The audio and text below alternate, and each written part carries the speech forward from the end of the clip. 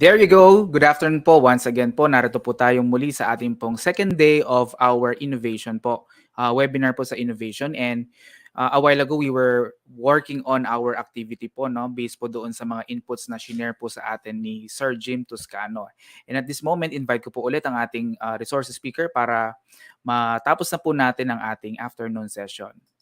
Ayun po, welcome back po sir. Good afternoon. Hello. Thank you, Sir Adrian. A while ago, Adrian and I were speaking very quickly, which also makes sense. I will try to finish. I also listened to your to your feedback that you need more time to do this and that it takes much time to really work on this. Um what I'm going to do right now is to finish the input first, especially on the measuring impact, so that you have more time to really work um, on your education initiative or project together with the impact measurement. Okay, so let me just share my screen now. I'll go directly. I hope you had a very good lunch. Okay, so this can be very challenging right now to think about when we talk about measuring impact. And my bias when we talk about measuring education innovation impact is really through research. So don't worry about this. I'm not a research expert. We have Sir Adrian. I think they're the one who are experts in research. Maybe you have research teachers in your school. But I'm gonna give you some perspective, some ideas, and how to do impact measurement. Okay. The bias really is to do research. Why? Because research is formalized curiosity. So you were very curious on knowing how our education projects or initiative have been making a difference. When we say impact, are they making a difference, positive difference or negative difference? Ayan. But it's also about poking and prying with a purpose. What does it mean? We poke we poke and then we pry. Prying means para tayo naghahalongkat. Poking means para tayong nanunundot. So ano ba yung ginawa-gawa natin? Meron ba siyang impact talaga? So research is a formalized curiosity. We want to make sure that what we're doing are actually done in a very standardized way or manner. So how do we know the proper way of measuring the impact of the education project? So there are two types of impact that we need to measure. Number one, it's the program level impact. When we speak of program level impact, it is the impact that education project has on people who directly participate in them. So program level impact, it's the effect or the it's measuring the impact of that education project on people directly participating. So you like your students, your individual teachers, right? You have an education program, you have a education initiative, and then you measure the impact on individual level. Population or community level impact is the impact that education project has on a group of community, often done in collaboration with other partner. For example, meron kang for example, you are a PSDS or an APS, and your initiative is you want to push growth mindset. The idea that our way of learning, our way of success is actually uh, it's based on the idea of growth mindset as compared to fixed mindset.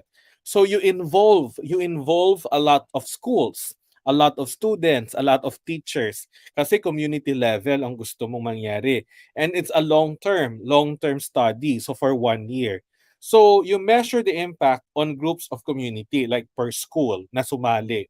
Hindi individualized. Of course, the data will come from the individual level. But when you get the data, you look at the school.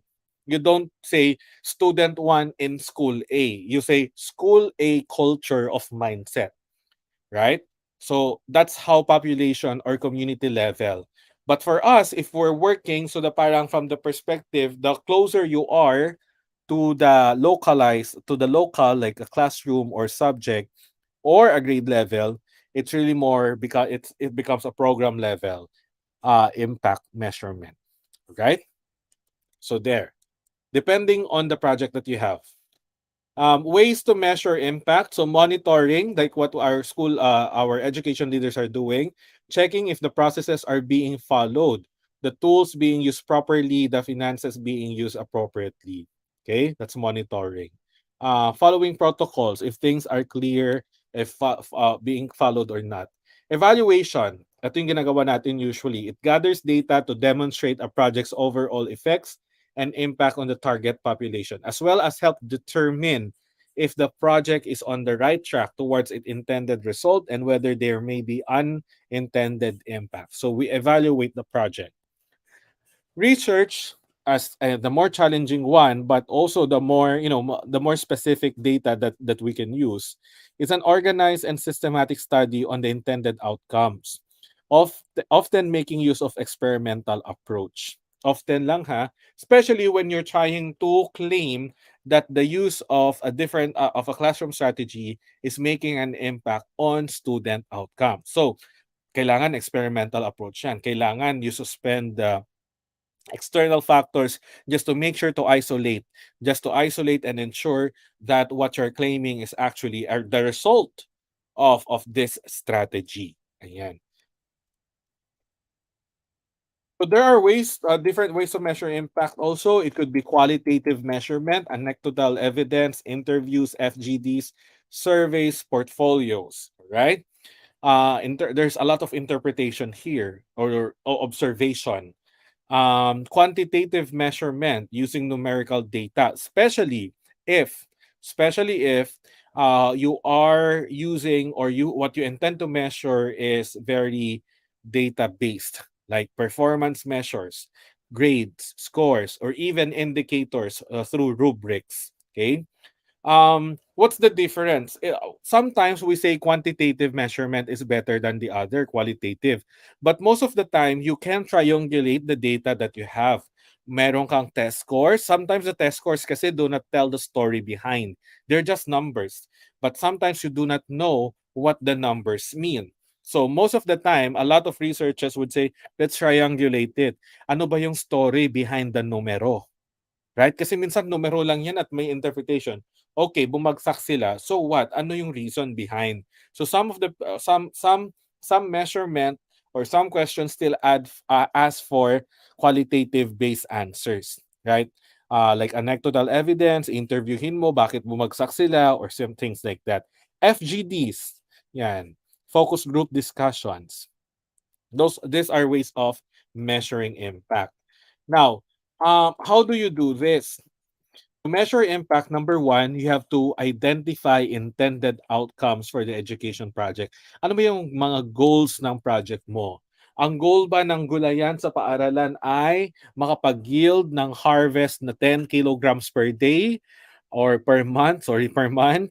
Ano ba yung outcome ninyo para makapagpakain kayo ng isang grade level or mga batang economically challenged, things like that. So you need to make sure that you put your intended outcomes. Your intended outcomes should be your parang your standard. So that when you create your evaluation, nakaangkla sila. Sila yung i-check ninyo. Parang sa research problems, yung research questions ninyo. For now, it's just outcomes. Tapos, if you have this outcome, ano yung mga indicators ninyo? Indicators of results and evidence. Right? So, meron kang outcome. Dapat maging healthy ang mga bata. Ano yung mga indicators ninyo? Right? Or when you say, we will have a good yield of harvest. Ano yung good harvest ninyo? So, kailangan mo nang ilagay yung indicators of result. 10 kilograms ba? 5 kilograms? Walang nabubulok or whatever, ganon. And then, that's identifying indicators. Parang sa rubrics lang. Very clear dapat. And then, you choose appropriate evaluation tools. So, if this is our indicators and outcomes, how do we what tool can we use to gather data? Sa pag-yield, pag-measure ba ng yield ng harvest, kailangan quiz ba? Mag-interview ba kayo naman nag-harvest? Or magkikilo kayo? So what's the best way of gathering data? Data gathering na to. Okay, and then plan how to collect the data, and then you collect, you manage, and you treat the data properly according to the proper statistical treatment if you want that to use. Okay, you need to make sure, I'm not an expert of this, you can ask your research teachers. Most of the time, maybe at hanggang attribution or correlation lang tayo. Minsan causation, very, very difficult, especially because we're dealing with live people here. Just a note again, I'm gonna go back to this one, yung I, uh, kind of data. Ito, yung mga grades ng mga bata natin. I always say, don't forget research ethics there. Because when you are, for example, si Sir Adrian, gusto niyang gumamit ng isang approach in teaching research. Sana, yung way of measuring ninyo, hindi yung summative assessment, result ng summative assessment. Kasi, parang nag-student A ka, ay group A may intervention, group B walang intervention. Paano pag yung group A na may intervention, ang taas ng scores nila, group B walang intervention, ang baba. So, halimbawa, 90% average nila, dito 75%. Pero nag-decide ka na ang measure mo ay yung summative assessment result. Medyo unethical ata yun. Kasi nag-experiment ka, tapos ikaw yung nagbigay ng difference. Kung ako yung parent, nalaman ko yun, pwede akong mag-complain. Ginamit mo yung anak namin sa experiment tapos kita mo yung difference. Medyo unethical. What I suggest really is do not use your summative assessments. Instead, maglagay kayo ng before the summative assessment, maglagay kayo ng measurement test that do not need to be recorded. You know why? Kasi kung merong major difference, at least hindi siya recorded. So okay lang dito. Tapos before you take the summative test of that lesson, ilagay mo na yung intervention sa kanila para pumantay sila. At least nawala yung inequity. Yun yung napapansin ko minsan when you use your test scores and you get, kasi may totoong grades dyan eh. Paano pag honor student? Isang honor student ang nalagay sa walang intervention tapos yung result, binaba niya yung grade niya. Aba, mag-ready kayo. 'Di ba? Pwedeng mag-complain ang parents. Tapos, paano malalaman ng parents niyan? Because every time you do a research, an impact measurement, or an education project involving the students, you're collecting data, you're working on their grades, kailangan may consent. May kailangan consent ang mga stakeholders na sasama sa research na yan. Okay? That's research ethics yan. Okay? So be careful with the especially when you're talking about yung mga grade scores indicators. I would always say kailangan may barrier diyan, hindi yung summative assessment. Para pag baliktad naman, paano pag yung intervention, nag-experiment ka, brain transplant, yung pala walang effect, negative effect. Pwede rin mag-complain yung mga nandito eh. So wag niyong gamitin yung summative assessment, yung ire-record ninyo sa class record as your way of measurement. Okay? Wag yun. As a tool pala, maglagay kayo ng parang non-graded, pero non-recorded, non-graded ba, basta for the sake of gathering data lang. So that when you have the data, kaya mong ipantay, kaya mong i-catch up pag hindi maganda yung result sa kanila. You will not change the result. Pag nakuha mo na yung data, okay na yun, ititreat mo na. But if the data yields na, oh my gosh, nung nag-experiment ko, bumagsak yung mga student ko, that's actually may pananagutan tayo doon. So, lagyan mo ng buffer yun. That's research ethics. Okay? That's also because we're working with scores of real persons. Okay?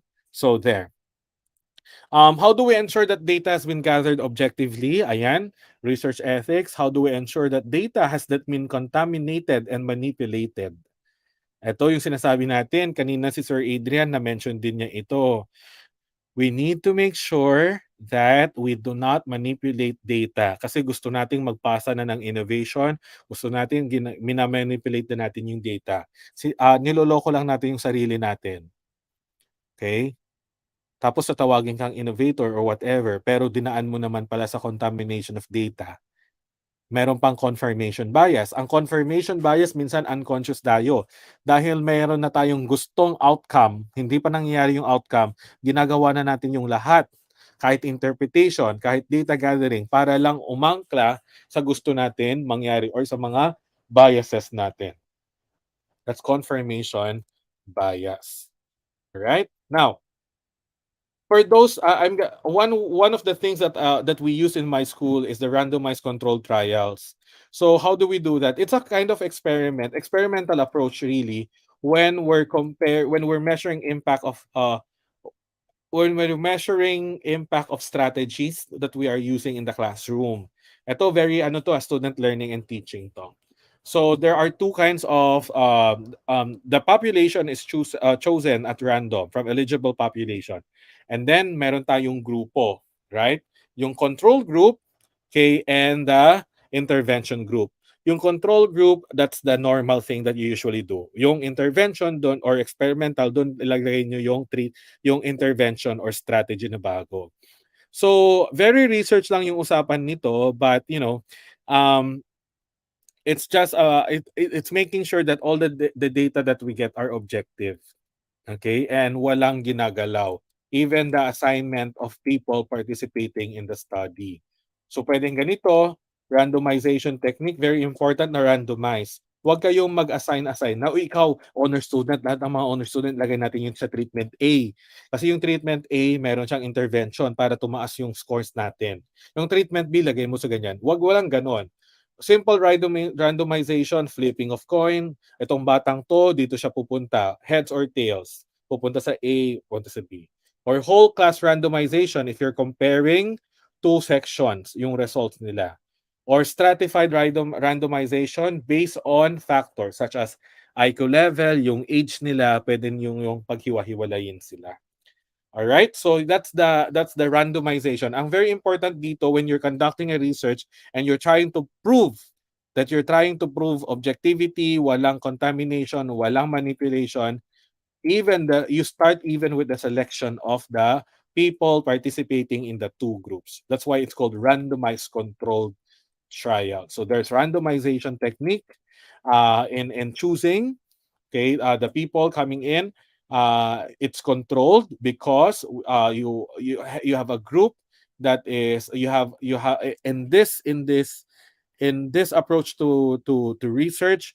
You're controlling one group. There's a controlled factors are controlled also so that you can isolate, so that when there's correlation, it's much easier to do. And then trials, there's experiments is when you put in the intervention already or the strategies that you want. Okay, so very quick explanation lang yan. I'm gonna show you an example of, sana makita ninyo malaki siya. Live stream kasi tayo.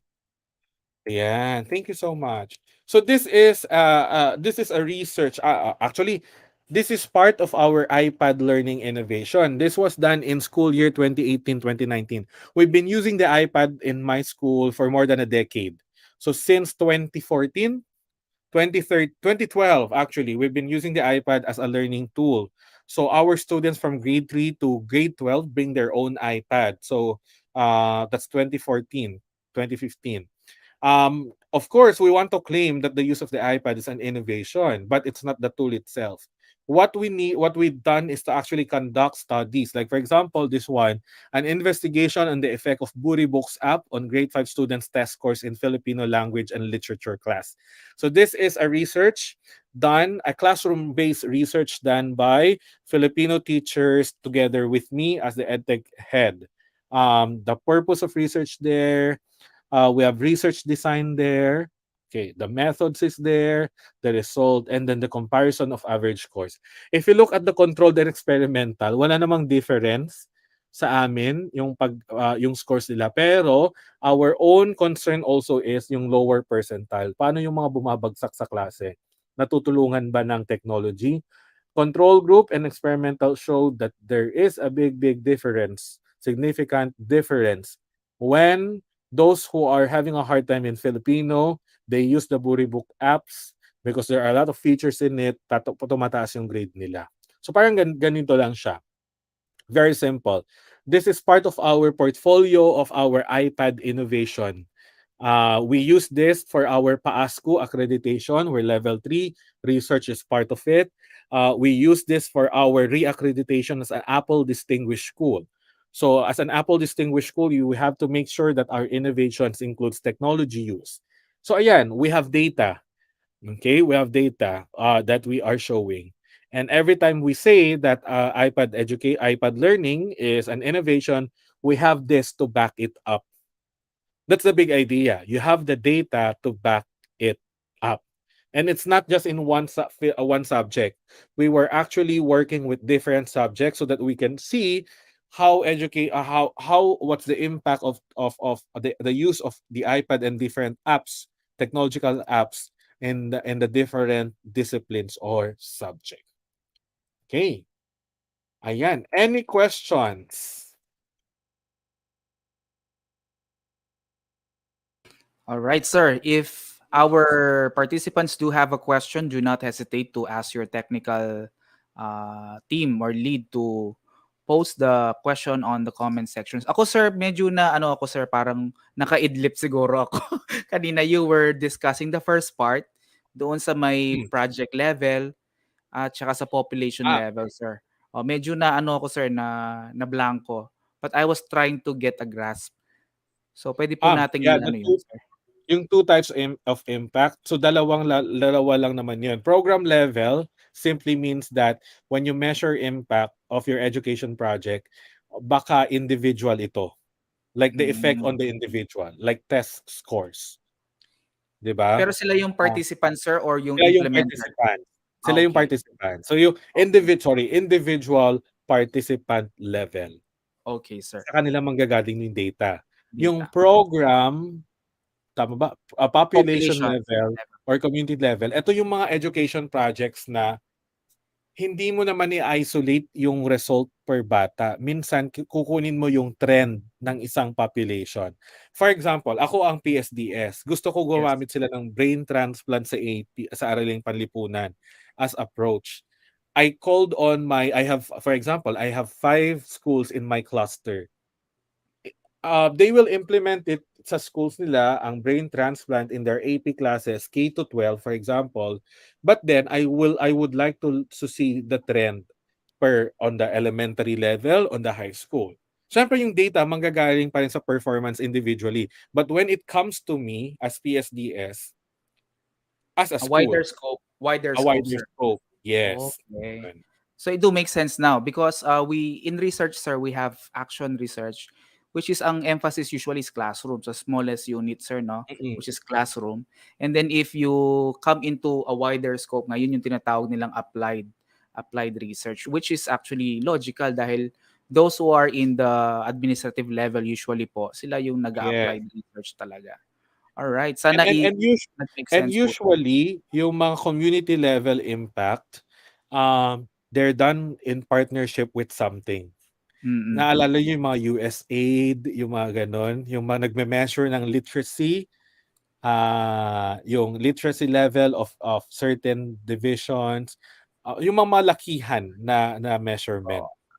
Kasi they want to generalize the data. So sakto po talaga siya na applied. It's Yes. very academic, no? Mm. Okay, so, very sensible na po siya sa akin, sir. Then dun sa randomizer, no, for the sake Okay. of the participants, dun sa randomizer, actually po, sa akin po, yung sa randomize is, it actually comes from when you are already assigning from treatment A or group A, group B. Mm. No, doon po pumapasok yung randomize.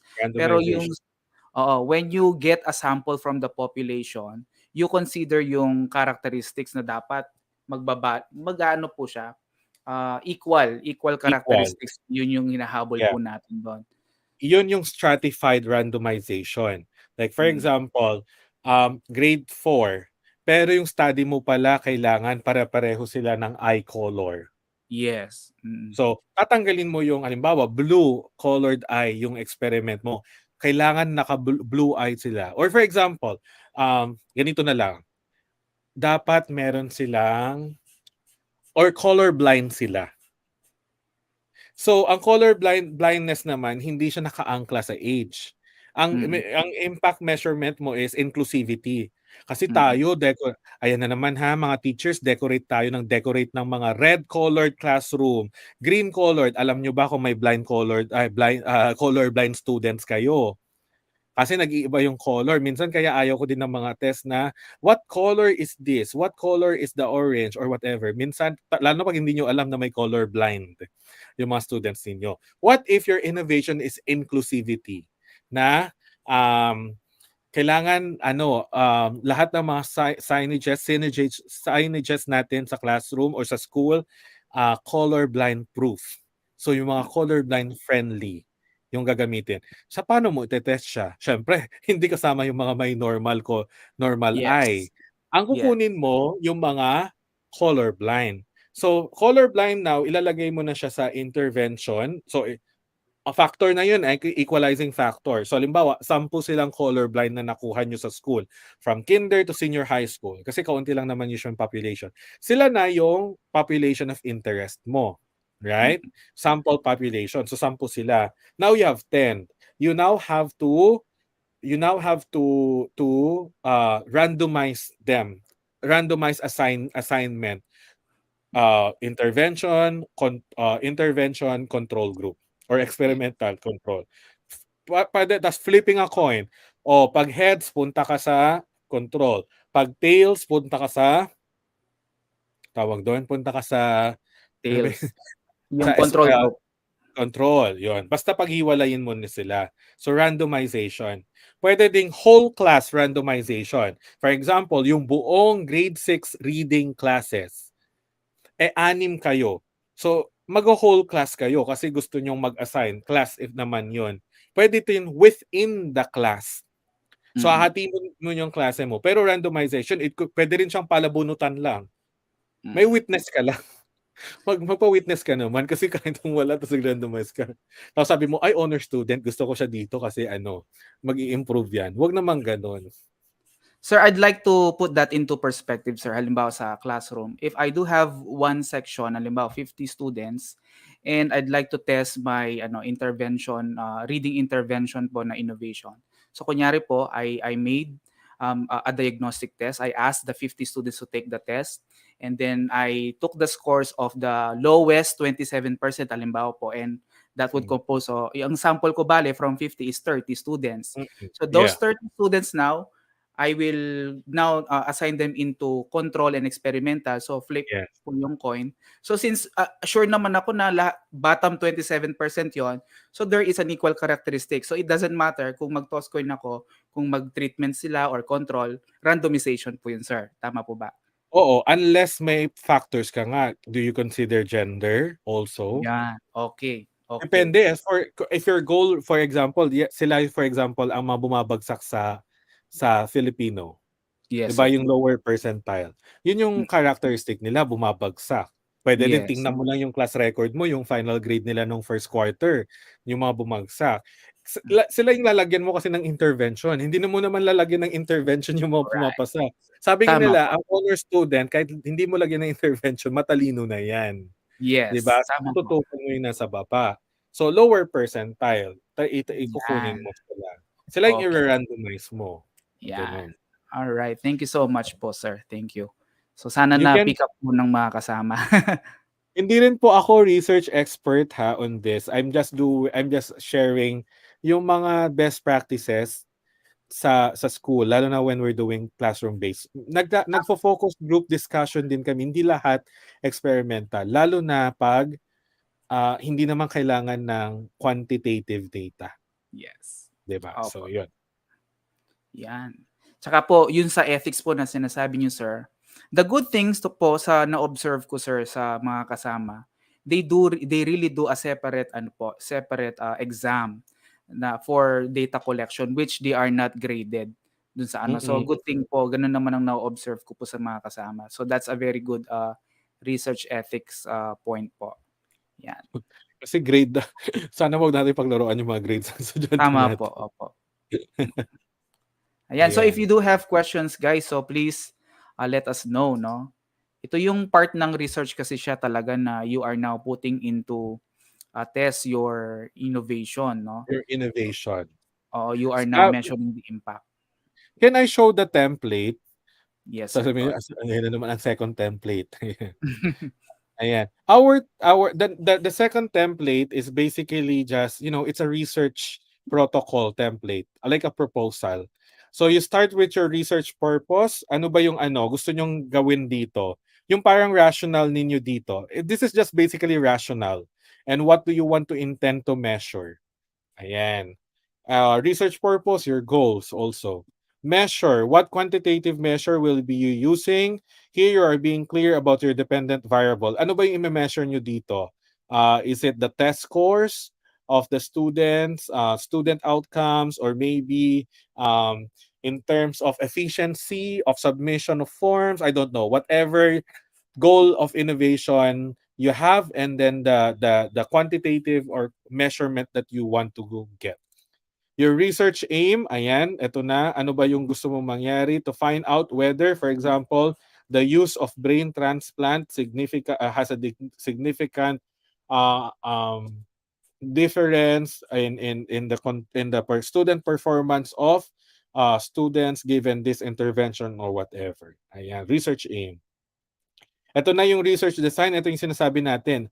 What's the design of your research? What's your independent variable? Gusto yung sundan ito, pwede rin, right?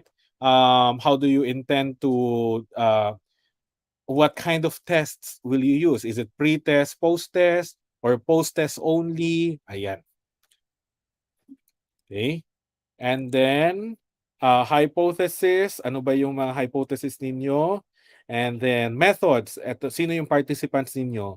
Sample size. Will you get sample size? And then, how will you randomize? Ayan. Sorry for this if you're using a template. Don't say, si Mr. Toscano, wrong yung randomization niya. Sorry, we're using a British format spelling because I got this from my 1 week crash course on randomized controlled trials in UAE, in Dubai, with our partner na taga UK. So randomized, walang Z, it's all about S. Ayan. Procedure, what will the participants and teachers involved do? Ayan, what are the intervention and the materials? So parang ito yung research proposal ninyo. Tama ba, Sir Adrian? This looks like a research It proposal. We is, call it sir. a protocol. Yes, sir, it is. Protocol, but basically it means research proposal design. If you've noticed, parang nasa proposal stage pa lang tayo. Yeah. Hindi pa ito yung implement ninyo. So, look at worksheet number 1. Everything else is plan, plan, plan lang. Nasa designing pa lang tayo. Okay? This one, measurement of impact, this is also your research proposal protocol template. Sabi nga ni Sir Adrian kanina, it's very important that you also, halimbawa, if you have a template, okay lang din if you use the template, as long as it's very clear on you on what to measure for your research project, education project, or the education initiative. How do you intend to measure it, right? Will it be a study on the outcomes? Will it be a FGD or whatever? Bahala na kayo. But what I'm offering you right now is a simple research protocol, simplified. Okay, research protocol or research design. If you have your own template for an action research or a study research at their depth ed, you can also use that. You can also use that as long as it's clear na pag present nyo ito sa principal nyo, gets niya kung ano yung gusto nating i-measure, how to measure the impact, what study you will do or whatever. Dito natin sinasabi na actually, if you really love the problem that you're solving, and it's an intervention type of innovation, and then you need an action research, eto na. Pwede na to. If allowed sa inyo na pare-pareho. Kami kasi sa school, it's pare-pareho eh. Okay lang yan. Kasi from one perspective, it's just basically the same holistic perspective. Ayan. So, yun. Yes, sir. This template do make sense actually. We have what we call the in training no yung capsule proposal kasi tabular no. Yan po yun actually exactly parang ganyan siya. But if you will put it into a manuscript format, it will make sense Yes. po sir kasi doon sa halimbawa yung sa title po nandun yung title page tapos po doon sa bandang part ng rational nandun ang context and rational po no which includes the conceptual framework, research questions, yung pong scope and delimitation, and the likes, no? And then dun po sa part, yung next part is yung methods. Yung Mm-mm. methods, nandun ang research design, nandun ang participants of the study or respondents, nandun din yung sampling design, etc. po. So what I'm trying to drive at is yung pong template nyo, it is actually reconciliated doon sa format na prescribed po ng organization. So it will not be really a problem. Maganda lang po dito sir dahil tabular siya. Very simple. Yung Yes, capsulated talaga siya. Hindi mabobore yung magbabasa kasi pag manuscript type sir, ang haba eh. Yun sa exactly. Codex Internationale. Tama po. Opo. That's why we're using the word protocol or ano. For us kasi this one, it's enough. For me, if I speak to my teachers, this is enough for me kasi kailangan ko lang naman yung idea eh. Mm. Baka mabwisit pa ako sa pag ano binasa ko yung mga paragraph. And let's be honest, ang wordy ng mga teachers, 'di ba tinuturo natin sa mga students natin, use simple words pero pagdating sa pa rin tayo pabonggahan pa rin tayo ng words. You know what? Lumang lumang pananaw po 'yon na 'pag gumamit ka ng flowery words, mukha kang matalino. Hindi po. Mukha ka actually hindi sure sa sinasabi mo. Okay? Yes. So straightforward, straightforward tayo. If you want to say it's clean, clean. Huwag ka nang gumamit ng mga adjectives. I mean, we're all adults here. We know the meaning of words, right? So, yun. Very direct lang tayo. If you want to write this, yun na, yung may final output ka na. Na kung gusto mo, manuscript, text format, okay lang din. Okay? But this one is all about proposal. Now, whatever they ask of you, naka-type ba to in a paragraph form, yun, gawin nyo na. But for this one, these are exercise. These are worksheets. But this will be your guiding. Diba? Tabular, ano na, kaya naka-tabular yan kasi it's so easy eh. Very Diba? comprehensive siya, sir. Mm-mm. Napaka-comprehensive na kung ako ang nagre-review, sir, it will be easy for me to catch the idea, which matters Exactly. most. Yun nga, no? So, yun. I really appreciate, sir, it's actually the Saka ano, best. 'di ba? 'Pag sinali naman natin yung may I don't know kasi 'pag, pumupunta ako sa mga conference, actually they don't even ask for the paper. Yung mga ano, they ask for Like, a conference poster. mm, 'Di ba? They look at the conference poster, they see the rationale, the context, the methodology. Parang summarize, pinagsulat ka ng 50 pages tapos in the end pala yung yung titingnan nila conference poster, 'di you're ba? actually right, sir. Kasi nung nag-judge ako sa isang international research conference, I was expecting for a paper. Pero ang nangyari, I just have to Oo. read the abstract and then listen to them. That's Yes. it. So, wala akong nabasang manuscript, sir. So, I mean, simple nga naman talaga. Ganun lang naman talaga ang kailangan. And when you propose research when you're working in businesses, they don't read the paper. You know why? Because the decision makers do not have time to read the They're busy. paper. Tama po. 'Di ba? So busy. Ganun 'yun.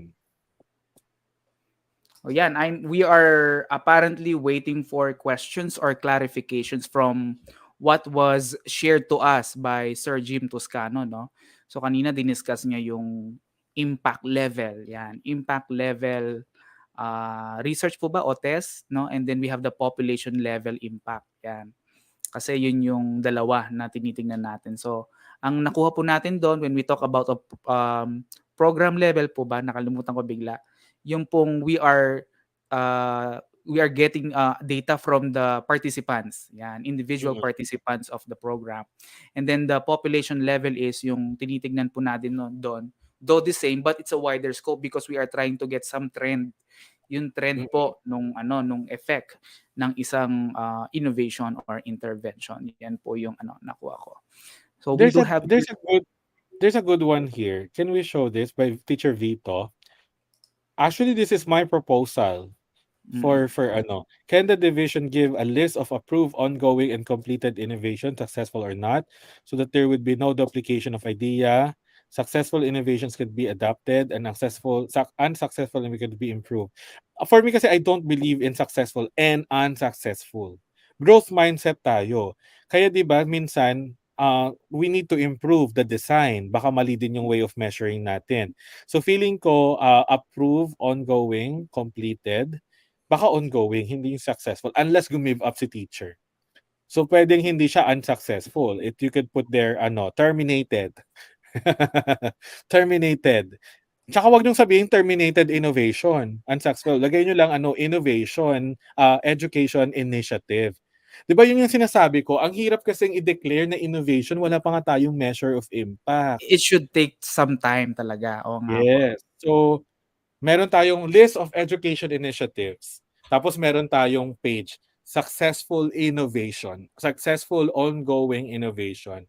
Para wag naman yung unsuccessful, 'di ba? Lagay mo na lang education initiatives. Or CEI sir, Creative Education Initiative, parang gano'n, Yes, ayan. puwede. Para lang Iwas din maging po sa plagiarism. Actually, we cannot own everything. Puwede kasing yung mga initiative natin sa Angeles nagawa na pala sa ibang bansa, mm. 'di ba? What makes it So, original is the context na lang nun sir 'no, dahil iba naman ang yun nga setup yung do'n. sinasabi, it's the context. Mm, Kaya ang differentiator ninyo yung konteksto ng mga yes, mag-aaral or yung mga people affected. true. Yan. Yun. Because of the difference in culture, in education system, setup, so that makes our implementation of innovation unique, the Reme result. baka may website din kayo sa DepEd Angeles page. 'Di ba yung what I showed you yung 100.org? Yes, sir. 100.org curates innovations. So Siguro sir meron parang silang mga repository? innovation. Para siyang repository and you know Mm, what? Ako dun may account ako dun. People message me. For example, ay hindi ko pala puwedeng sabihin. Okay, pumirma ako ng non-disclosure, agreement. But a big organization in the world, we were gonna announce this, our latest project, tapos na actually. We're launching it on March 20. They approached me through 100.org kasi kasama pala sila sa mga partners and investors. May mga investors din doon, by the way, mga funding. May mga funding mm. organizations na kasama doon. Nakita nila yung sa akin and they said, "Can we have our own version of your kids' Ken?" So ginawan ko sila at hindi bago ha, inadapt ko lang sa konteksto nila sa organization. It's an international organization. So ayun, they contacted me, they even paid me because I'm now the author. They even recognize me, the author of this in partnership. So there's a way for you to really put yourself out there. So Mm, 100.org yun. So hindi lang siya curation. You can also message and contact the innovators behind them. yun. So scalability yun sir, tama po ba? Yes, Gagamitin sa scalability. iba, eh. Yan, Yeah. wow. Galing, galing, galing. Nakaka-excite. Mm. Nakaka-excite ang mag-innovate, yan. Tsaka mahilig naman tayo sa documentation, 'di ba? Picture dito, picture doon, ayan. Kasama 'yan sa mga evidences sa portfolio ninyo. Oo nga po. Nawawala na yung culture, puro picture. Madalas na nangyayari. So what we are creating is a culture of creative teachers, yan. Kasi Yeah. we want creative schools. Yan ang kailangan, no? Kasi iba-iba po yung na-experience natin sa bawat schools po natin. Aha. Titignan ko po sir if we still do have questions po dito so far. Ano po kaya ibig sabihin nun sir?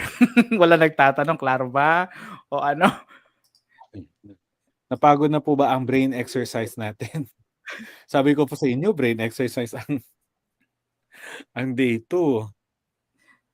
Tama po. Masakit sa ulo, sabihin po nila niyan. Meron tayong private message.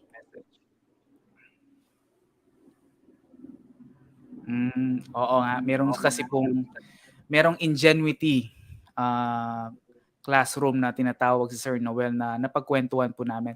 You know sir, during the start of pandemic, ang isang inspiration namin dun sa ginagawa naming Tech Talk Talk ay kayo po sir. Actually nakukuwento Mm. po kayo ni Sir Noel noon pa. He even attended one of your sir sessions sa nung face to face pa if hindi ako nagkakamali. So yun po Mm. yung pag yung mga ibang terminologies po na binabanggit nyo, binabanggit niya rin actually dahil sa inyo nga po galing yung mga ganon. And it's just a greeting, no? So we are welcoming all our teacher participants. If you do have questions, no, you may shoot them now. No, kasi after ng lecture, continue na tayo sir, no, doon sa activity pati po doon sa pinakita ninyong template na Mm. Continue na lang tayo. So continue. sana matapos pagdating ng March 5. Wala na akong ipapagawa, hindi naman. Hindi naman wala nang ipapagawa. Kailangan magawa niyo po niyan kasi I will share to you a final output. So, tatlong output 'yan. Draft natin 'yan. Kaya don't aim for perfection, ha. Draft natin 'yan. Yung final output magagawa niyo 'pag nagawa niyo yang dalawang sheets niya. Yung pinakita ko kanina may picture pa si teacher, si master teacher Janet. Yun yung Opo. magiging final output. Kasi gusto ko when you speak to your principal or supervisor, meron kayong slides. Ito po ang proposal ko for my education initiative. Kompleto na, may rational kayo, may problem, ano yung intervention solution, how do you want to measure it, what's your timeline, ganyan-ganyan. Masasagot nyo lang po yun pag nagawa nyo na yan. Opo. May comment dito si Sir Michael Soral. Sa atin lang naman, maraming tanong pag-research. Kaya maraming nagpe-present sa neighboring ASEAN kasi maghinag sila sa proposal research. Ayan. Ang concern ko kasi minsan, kailangan natin malaman yung audience talaga or yung body. Kasi minsan, sobrang hardcore din tayo. Feeling natin nagtuturo-turo tayo ng research na lahat sila may doctoral or ano. Kaya minsan may mga ayaw gumawa ng research. Kasi yung expectation natin parang pang-doctoral eh. Hindi nga lahat nagdo-doctorate eh. Di ba? Kung siyempre yung classroom research lang, classroom-based research lang naman, wag nating tayong pahirapan ng isa't isa. Parang kami lagi, it's always proceed with the simplest approach.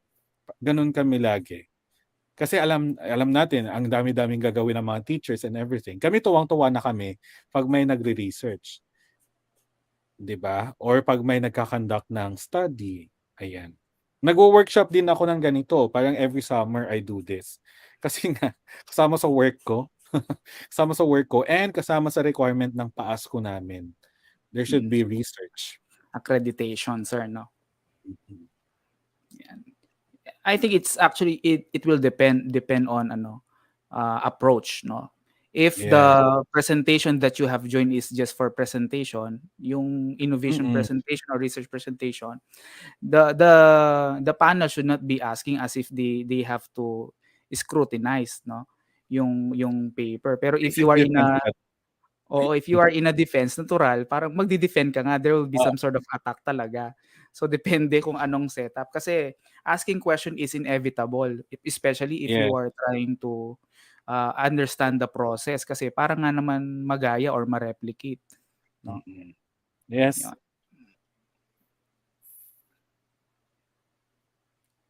Yun, tignan natin. Feedback lang. Nag-reply po, "Salamat sir sa feedback and insightful information daw po, sir." Yan. Thank you also. Sir Michael is very active. Oo nga po, very interested and eager po siguro sa innovation si sir and research. Yan. Check ko lang po baka may nag-PM din.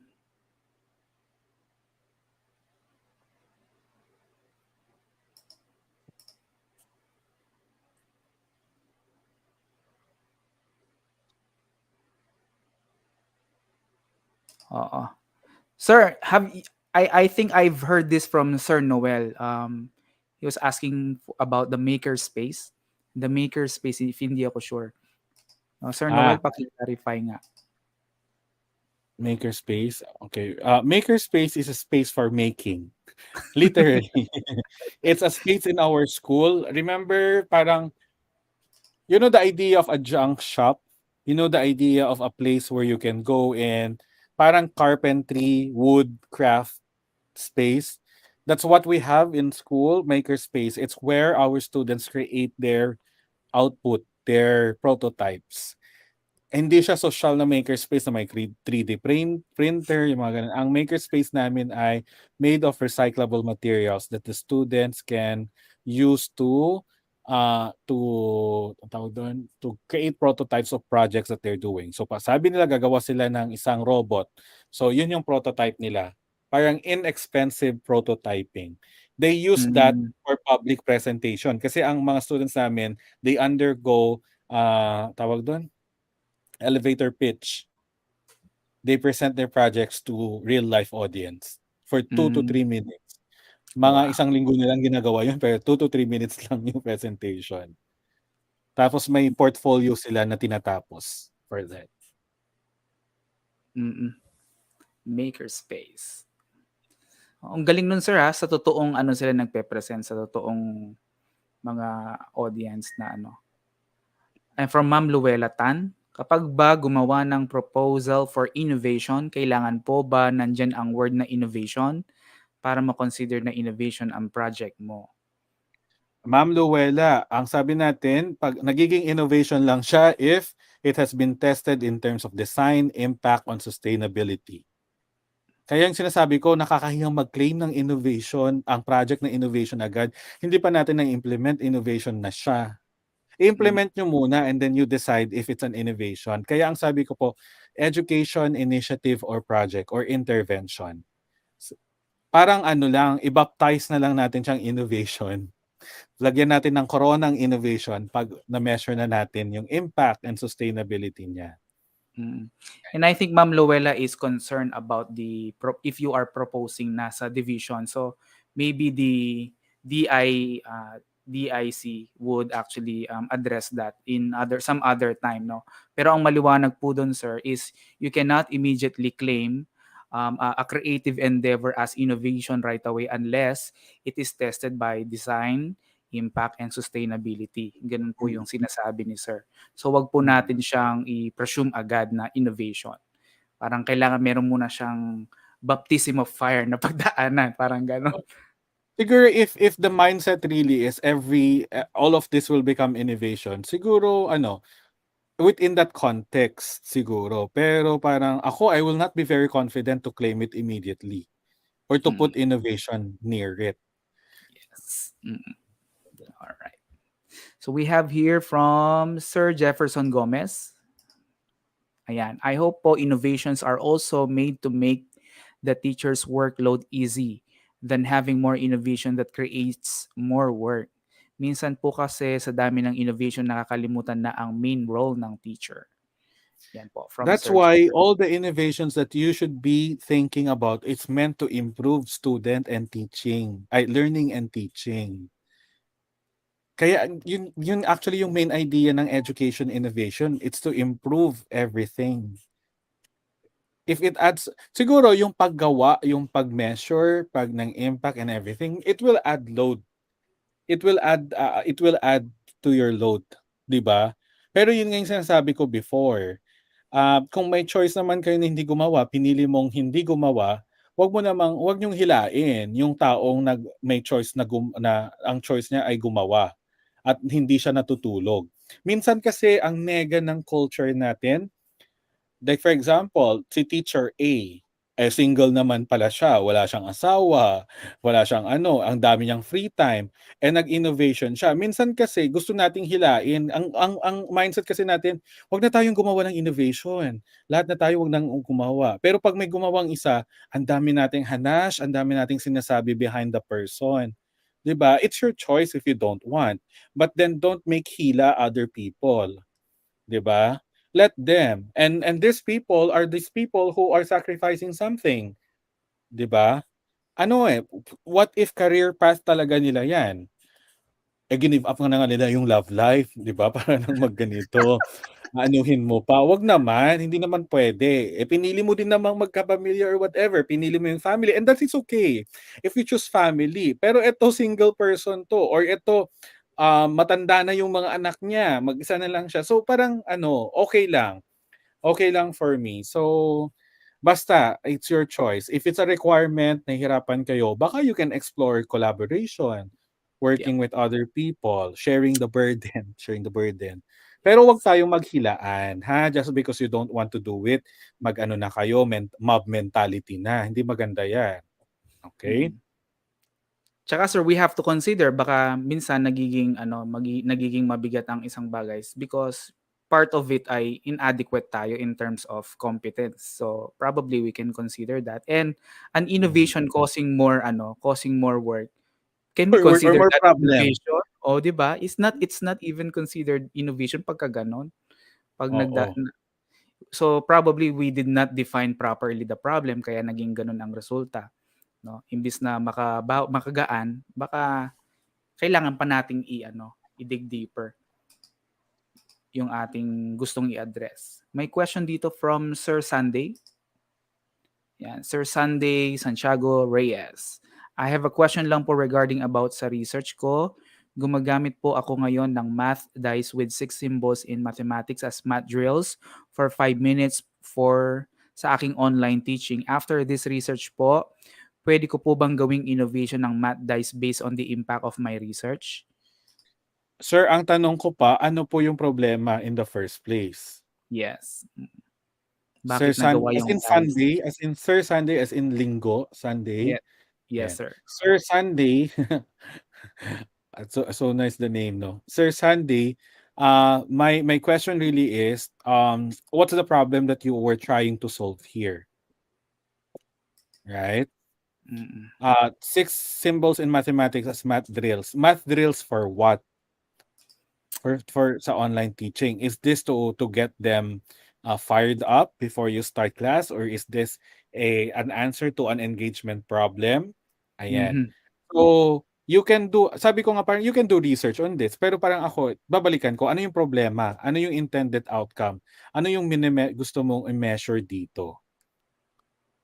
So I cannot judge. I think that would be okay for me, but yun nga, my bigger question is, what's the problem that you're trying to solve here? Babalik siya, no? Backward design yan. Backward design, oo. Oo, ano mo sir, i-clarify. What is the problem you're trying to resolve that made you use the dice with 6 symbols? Yan. Mm. Yung kagaya po ng sinabi ni sir, is it to motivate or to address engagement issues of your learners? Ayan. Mm. So if you're clear with it, then okay. It's your ano na.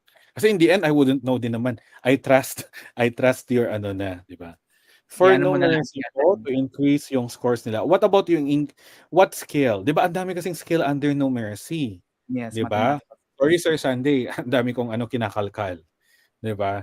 For numeracy, increase yung score in, di ba, even if you do research, sasabihin ng research advisor, in anong topic, is that a skill in what ano ba, fractions or whatever, 'di ba? So minsan ganun sila Factorial or ano. yes.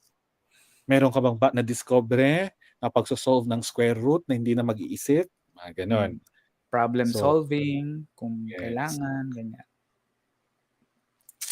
So, Ayan. Sir Sunday, as long as you're clear with the problem being si Sir Anthony Taruk, sometimes innovation can also be modification. Yes, incremental. Especially mga incremental modifications, refinement, that's okay. Ayan. Yung improving an existing something. Si Sir Vito, there's a question. Sir, for IT graduate like me na nag-methods po, iba po kasing innovation sa IT. Is simply applying technology enough to call it an innovation in the context of education? Ito na. But is that the thing that we are asking in education? Halimbawa, just because you're using iPad in the classroom, can you call that innovation already? Pero yung iPad pala, ginagamit nyo lang as glorified Manila paper. Yun yung sinasabi ko. I Some like people that. are saying, uy, innovative na ako kasi I use PowerPoint na. Uy, Google certified educator ako, marunong na akong mag-Google Slides. Nag-test ako ng ganito, ganyan, ganyan. Uy, certified ganito, ganyan ako. Pero kung yung paggamit naman ng mga to does not increase anything, does not change anything, siguro naging digital lahat. I don't think that is a good thing. 'Di ba? I mean like nagiging glorified Manila, 'di ba sabi nga nila, actually sabi nila, I'm doing tech integration. How do you do that? I use PowerPoint. Sabi ko, default na yan eh. Tapos nung tiningnan ko, naging glorified Manila paper din pala. Sabi ko nga minsan sa Kahoot, Kahoot itself is not an innovation if you don't know how to use Kahoot. And the item analysis that goes with it. Yung iba naging glorified test paper ang Kahoot. Kaya nga may scores doon kung ilan yung nakakuha ng tama o mali kasi feedback yun na sa teacher. So yung quick item analysis, pag 1/4 doon or 3/4 doon mali, huwag kang mag-proceed sa next. sa next item. Tanungin mo kung ano yung bakit sila mali, 'di ba? Formative assessment, gano'n, feedback. Yung iba, tuloy-tuloy lang, tilian naman yung mga bata, walang feedback giving. "Ay sorry, mali kayo, eto yung tamang sagot." Sabi ko naging glorified quiz paper.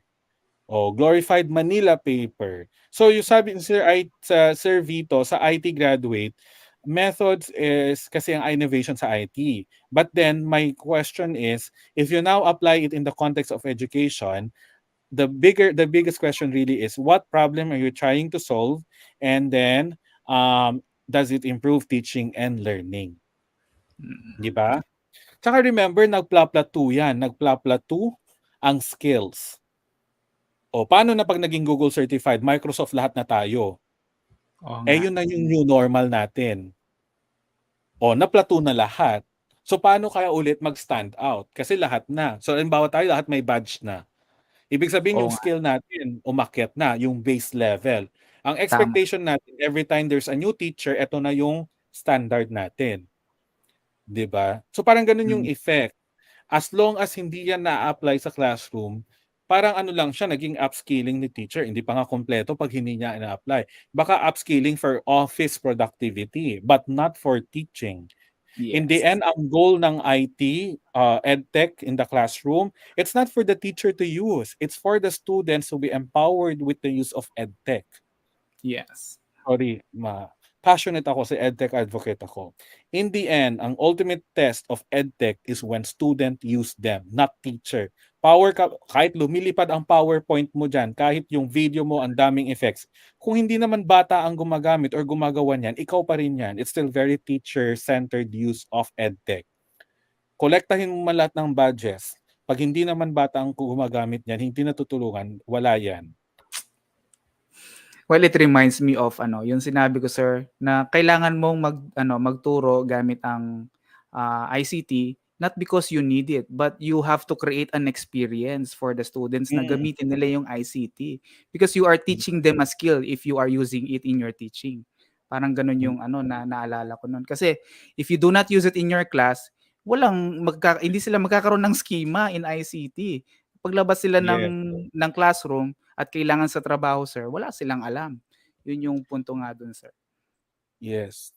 So yun lang yun naman yung challenging part. Pero Sir Vito, whatever you're doing in IT, if you can use it to improve student teaching and learning, well and good. You can go with that. And you're solving something real, a real problem. Go with it. Okay lang yan. Yon, go, go, go, Sir Vito. Yan. Kasi kapares ko po, Sir Vito, hindi rin po ako EDOC grad, nag-methods lang din ako. Yan. Ako hindi rin naman ako edu grad, philosophy graduate po ako. Kaya pala philosophical. Malalim, sir, yung mga Still a sinasabi mo. graduate. Ayan. So from Ma'am Maria Ronila Balangkit, Sir Q po, kapag gumawa po ng innovation, may definite time frame po ba? Or na kay teacher na po if ang time frame niya ay good for few months or a year? Or any suggestions about po sa time frame? Yeah. Ayaw din naman natin ng innovation, 5 taon na wala pa ring nangyayari, 'di ba? Usually ang pinaka-simplest time frame is the school year. Mm.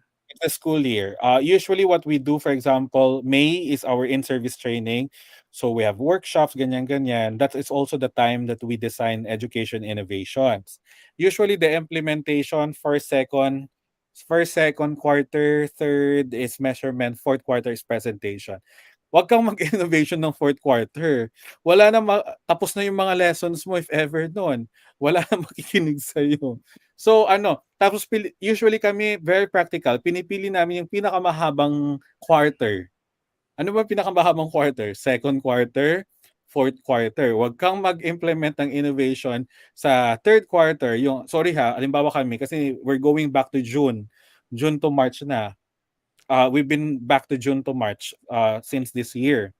Huwag kang mag-innovation ng third quarter, November to December. Patayan yung Ano yun? schedule. Christmas na. Short-lived yung quarter na yun, sir. Mm. Yes. Usually, kahit nga kami, yung mga interdisciplinary project-based learning namin, it's on the long quarters para may buffer adjustment. Mm. So, yun. Or, if you're may sinusundan ang DepEd division ninyo. Like, for example, January pala ang ang presentation, submission of innovation. Puwede Yes, kasi yung sir. innovation na isa-submit mo, I don't know kung okey sa inyo. Kami Mm, kasi puwede yung in-implement mo this year hanggang this year for long-term measurement of impact. Okey kasi sa amin yun, eh. Sir, naririnig ako ni Ma'am Leia tsaka po nila Ma'am Dines 'no. To put that in perspective, in research kasi meron po kaming mga cycle. Yung first cycle po, there is a call for, first cycle sa bandang January po ng region. So, umaatras po kami hanggang school level. May second cycle. I don't think if there is already something like that in innovation, yung call for innovations, first cycle. So, para at least guided po tayo sa time frame 'no, ng proposals po ng innovation. So, we can consider that. Yan. Sir Jefferson Gomez, innovation po ba mako-consider ang isang idea na existing but not used in the current procedure or system? Yan po ang tanong niya. Again, the ultimate way of measuring of saying something that innovative for me is if it answers the problem, there's impact, and there's sustainability. Regardless if the idea is new or not. Teachers, balik tayo sa idea na gano'n. 'Di ba, walang predetermination. Predetermination, sorry philosophy. Walang predetermination of innovation. Hindi mo pa nga naluluwal, innovation na agad, 'di ba? So considered ba let's reframe. Puwede po bang gamitin ang existing idea but not yet in a current procedure, education system, whatever, as an education initiative or project? Yes. Will it become innovative? I don't know. Depending on your impact or sustainability of your education initiative or Mm. project. We can't be really presumptuous pagdating sa ganun. Oo. Parang Pokemon lang 'to. Kailangan niya mag-evolve into innovation. So, ang first stage niya, education, initiative, or project. Tapos 'pag ano na niya, na-train niyo na, maganda na yung output, mag-e-evolve siya sa final form niya, innovation na, gano'n. So may Di ako, evolution. di ako makarelate sa Pokemon. Alam ko Dragon Balls from normal stage to Super Saiyan. Parang gano'n. Ayan, puwedeng ganyan. Hanggang meron pa nga Ultra Instinct. Kasi Super Saiyan 1, 2, 3. Tapos merong Super Oo. Saiyan God. Naging Ultra Instinct. Ang dami. Ang dami niyang transformation. Yeah.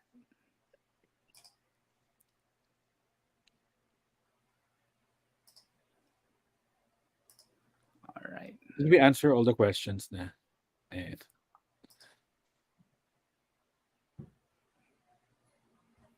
Si Sir Placement, Sir Placement, hindi ko po alam kung sir or ma'am, basta placement. Totoo Opo. sir, kaya kong minsan nakapaghinayang kapag di-approve. If it's not approved, maybe you can ask, "Why did you not approve?" 'Di ba? I don't know if you have the courage to ask. Ako kasi I have the courage to ask and sometimes I ask them in a good way. Siguro kasi in the spirit of improving it. In the spirit of improving it, 'di ba? What if there is no issue? I just want to develop their skills in writing and to produce literary portfolio. Well, if baka expectation lang po yan kasi. Kasi what if there's no issue daw from I just want to develop their skills in writing. But that is the point of teaching the unit. Mm. Lesson mo yan eh. So talagang and to produce literary portfolio. Authentic assessment mo ba yan? Then it's not really an innovation anymore for me. Because that is the standard expectation. Everyone is doing it. Everyone is teaching writing. Everyone is gonna expect literary portfolio, right? So I don't know. I don't see any issue about it. Sir, may I have It's just that, a rejoinder done? okay, go. I-follow up ko lang, sir.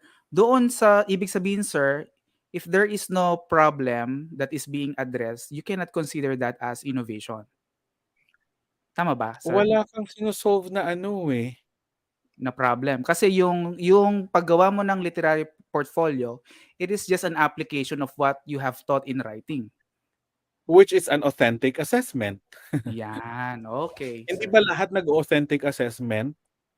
Yes, sir. Tama. Kasi Yes, kami sir. as early as grade 3, grade 4, we have projects like literary portfolio.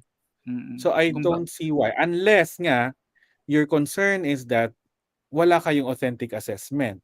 So ipapasok mo 'yan. Mm. Alright. Okay. I don't know if I'm making sense. Kasi baka halimbawa ako nagpa-video ako ng nagpa-podcasting ako sa klase.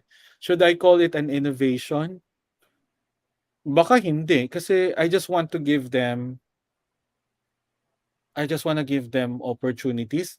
Pero we do differentiated learning kasi in my school. So, 'di ba, student choice and voice. And that has been the implemented educational approach ever since I came to school. Yes. 'Di ba gets ba? So it's not really new. I'm just following the expectation of for every teacher. Those are prescribed approaches apparently, Yes, sir. Kasi you are parang gano'n. considering it is expected that there will be diverse students. Nasa PPST Oo. namin yun apparently, sir, na kailangan meron kaming approach that would cater to diverse students, no, Mm, sa aming classroom. yeah. So I don't know, sir, ma'am, Teacher Maryville. I'm not quite sure. I'm not very confident in saying if it's an innovation. It's something creative coming from you. But then, yun nga, when they ask what's the problem, what's the context, 'di ba? Why are you adapting it? Kung okay naman pala yung existing approach, why are you introducing something new? 'Di ba? Things like that.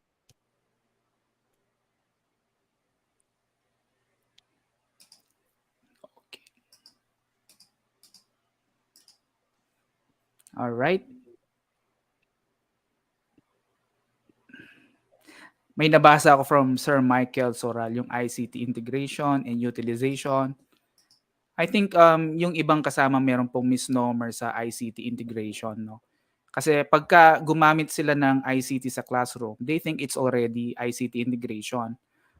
Gaya ng nabanggit ko, sir, kung kukunin ko yung idea mo kanina, the true essence of ICT integration is not only for teachers to use it, but the students should be Mm. using it in their learning experience. Yeah. Tsaka using it to pursue 21st century learning. Nag-ICT integration ka na pero nagpa-type ka lang naman ng essay. Anong pinagkaiba sa pinasulat mo lang naman pala? 'Di ba, is there something new there, walang value added? Nag-invest pa tayo, ang mahal-mahal, nagpa-type lang pala tayo. 'Di ba parang it doesn't make sense. What's the added value? O 'di ba may value added tax? Ang tanong Mm. natin sa ICT, nag-spend ka ng isang oras, tinuruan mo sila, tapos in the end ang ipapagawa mo pala ay ganito lang. Parang where's the added value, 'di ba? Unless you're the computer teacher, may added value. Pero 'pag ako English teacher, pina-type ko lang naman pala, ta's ang tagal-tagal pa namin, siyempre kasi new skill, where's the added value to there?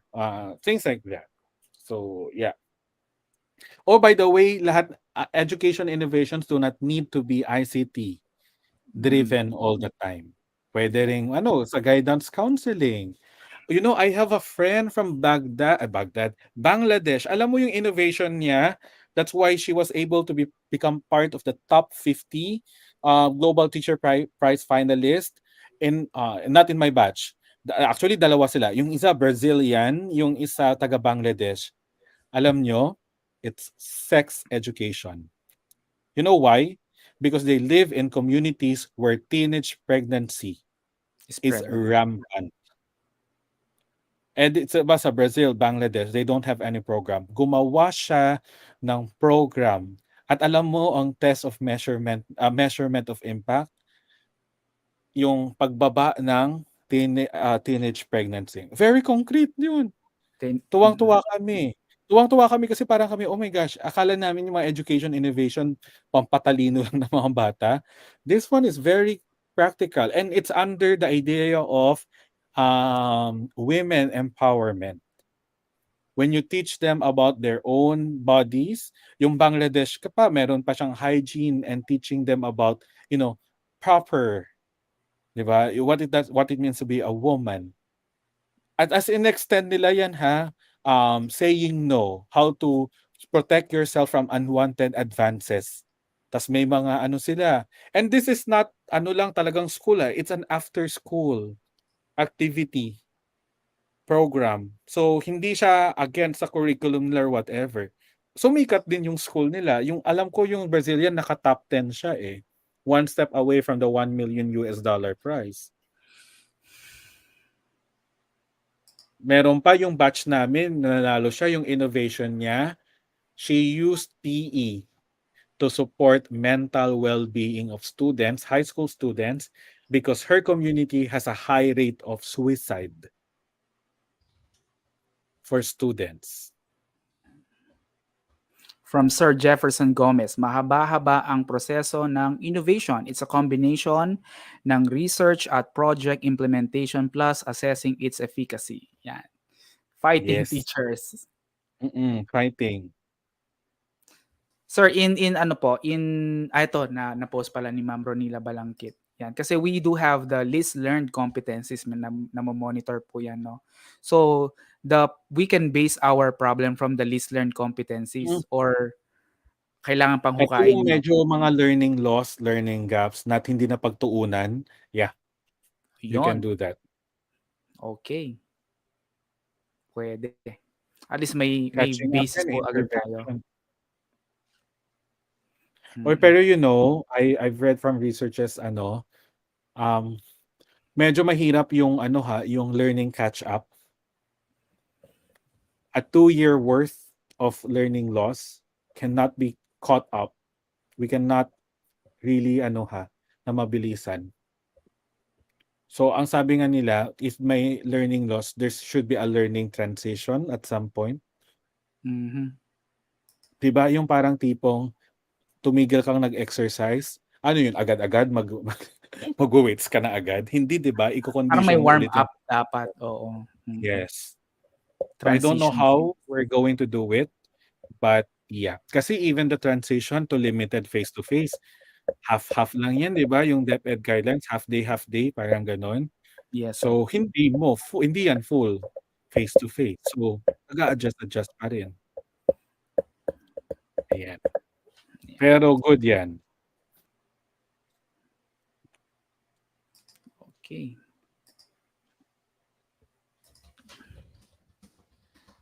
Wala na bang questions?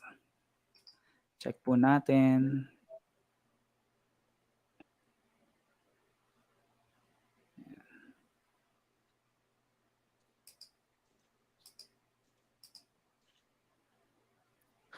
Tama. It's a difficult task recovering lost learning. Tama Yeah, po. it's a difficult task. And it's not only the Philippines, by the way. Maraming discussion yan. Even sa UNICEF, UNESCO level. Kasi global scale po ang ang effect Yeah. ng pandemic. Global effect yan. Tumigil ang mundo natin eh. True. Yeah. Totoo po. Ayan.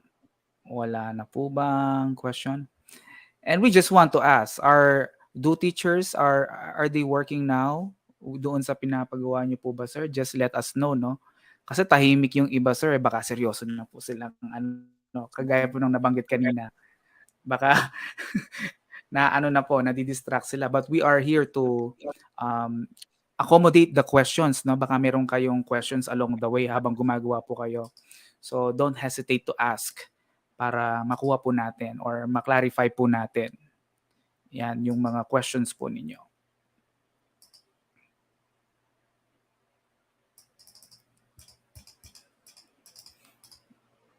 Natin.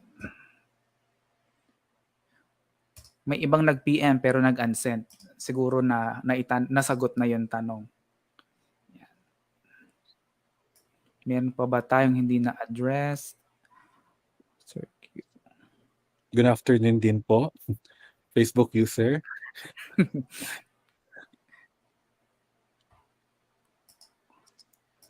Siguro while waiting, just a few reminders. Please make sure that you finish. Ayan, draft po yan ha. Hindi niyo po kailangan magsulat ng essay, paragraph dyan. Just be ready with everything, with your templates. And then we will see each other on March 5. March 5 is half day lang tayo. It's basically, there's one input. I'm gonna talk about school culture. Kasi sustainability na yon. And yun nga, kalaban natin is school culture in terms of sustainability. And then, yun nga, we'll give you time to complete everything and then I'll give you I'll give you a template for project proposal pitch. Tapos kung sinong magvo-volunteer, baka mag-ano tayo, pwede tayong kumuha ng mga volunteers, brave souls, sacrificial lambs. Kasi learning by experience din tayo. 'Di ba? Ang sacrificial lambs nagiging santo, banal 'yan. Mm. So volunteer na magjo-join po sa ating stream sa StreamYard para nakakausap Puwede. natin. Mga Pwede. 4 to 5 siguro across grade levels, grade school, elementary, senior high school, junior high school, different types of schools, big schools, middle school, different focus trade school, ICT focus, okay lang din. Puwede ring hindi school base yung mga natin, yung mga leaders natin, ayan. Yung mga para makakita din tayo ng governance. Mm. I'm very interested kasi kayo yung first na sumama yung governance. Tama ba? Governance ba yung term natin? Opo, I always govern train, principals and EPS and master teacher and teachers. So I'm very interested also to see.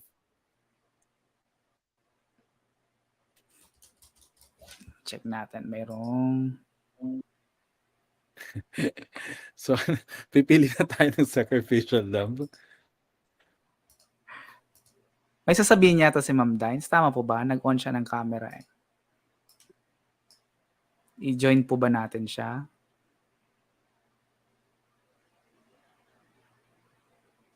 Baka nagsasalita na si Ma'am. Hello po. Ayun. Ayun. Yan. Hello, Opo. Ma'am. Hello po. Good afternoon, Sir Jim and Sir Adrian. There is really a need po for the people of the division. Okay na. Ayaw po niyang mag-film. Hello po. Yan. Yes Diba, po, nabasa Ma'am. na ako. Yan.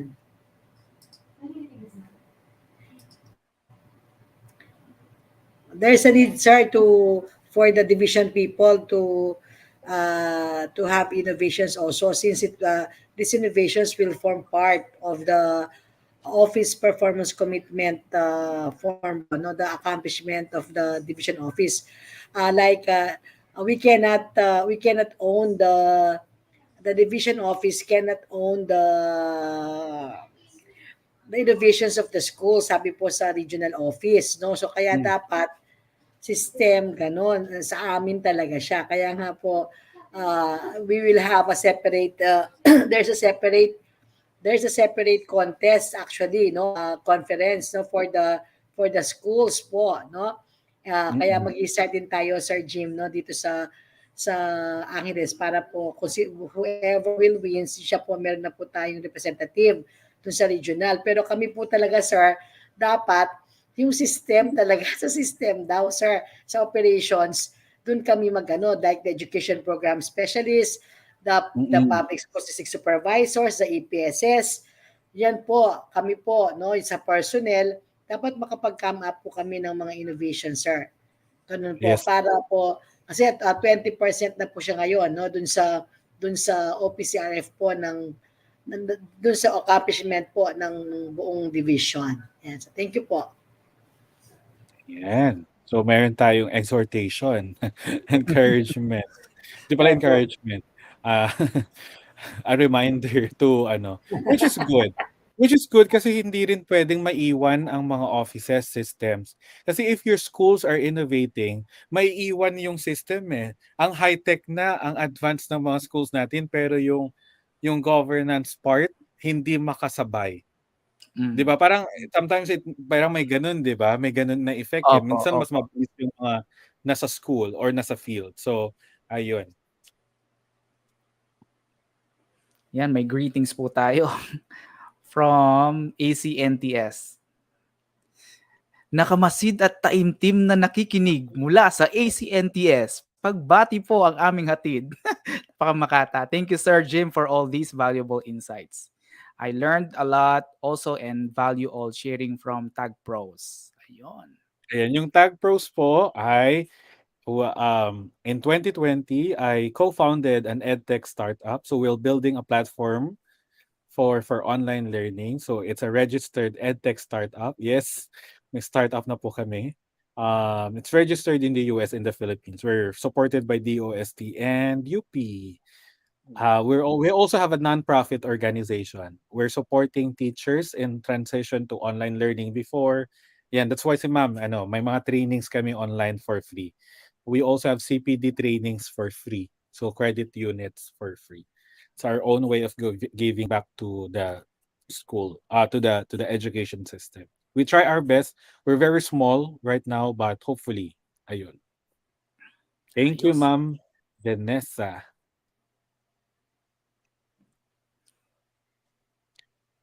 Asan pa ba? Ayan, it's almost 3. Baka tahimik na kasi napagod ng brain exercise. Sir, if I may lang, so that baka so that they can continue working on it.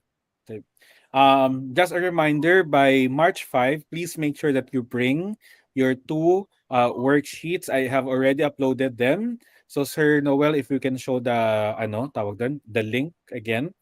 If you need references, I have uploaded a copy of the handouts there. So the thing that I'm used. So you can just go to day 2, and then the worksheets are there, the handouts are there. So it will be there naman until we finish. Ayan. All right. So ano po ang setup natin nito, sir?